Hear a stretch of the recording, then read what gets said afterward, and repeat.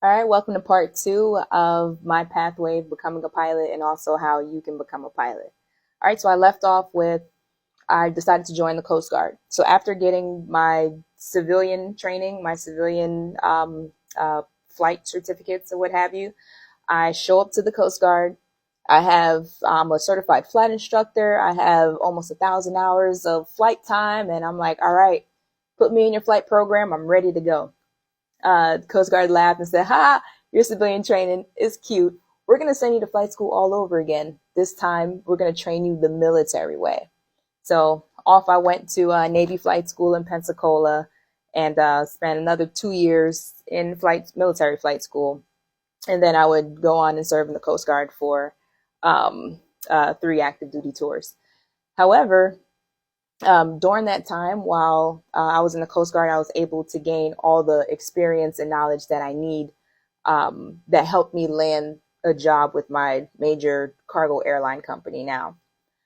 So if you want to become a pilot, I'm going to switch gears real quick here.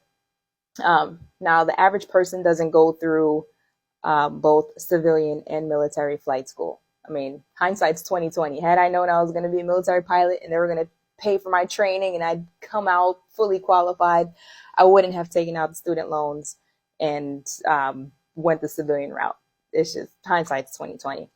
But for you, if you want to become a pilot, it is as simple as enrolling in a flight school and then going through the training.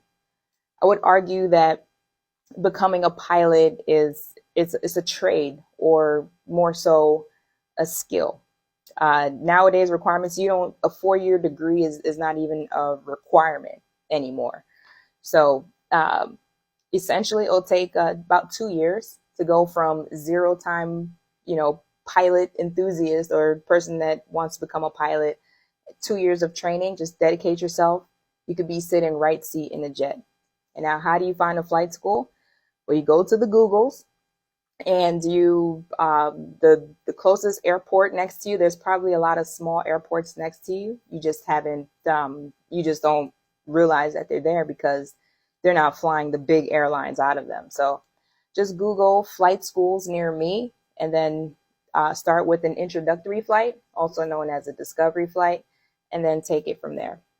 Um, if you find out that that's something that you really want to do, it's very achievable. And this lifestyle, whether you choose to be an airline pilot or a cargo pilot, corporate pilot, even a military pilot, it is extremely rewarding.